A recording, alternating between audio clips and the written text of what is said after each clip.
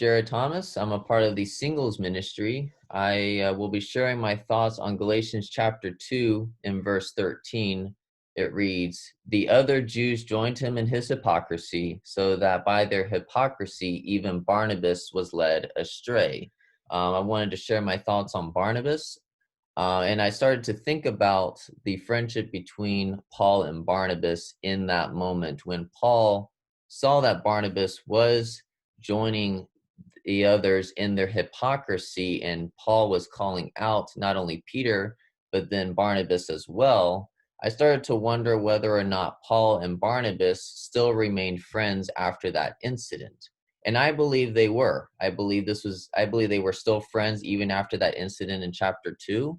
And I believe that for a couple reasons. In Acts chapter 15, it talks about how Paul and Barnabas got into a sharp dispute and debate with the other believers. This was a very uh, common thing among them, among Paul and Barnabas. It was a part of their character to confront the disciples and believers whose life and doctrine wasn't in line with the gospel.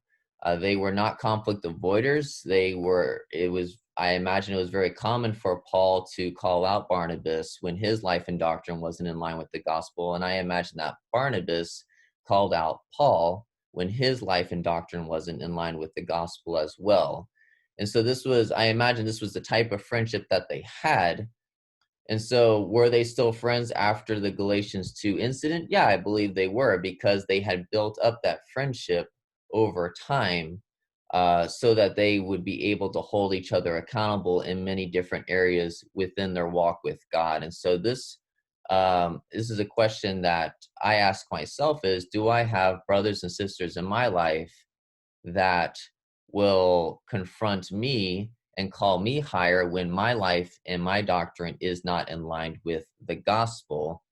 And am I that brother to other disciples when I see someone else's life and doctrine that isn't in line with the gospel? Do I have the courage and the conviction to be able to confront them in love and to hold them accountability, obviously with a lot of love and grace within that? And so that's my thoughts on Galatians chapter 2, verses 13. I think Barnabas is an interesting character, and I look forward to learning more about him.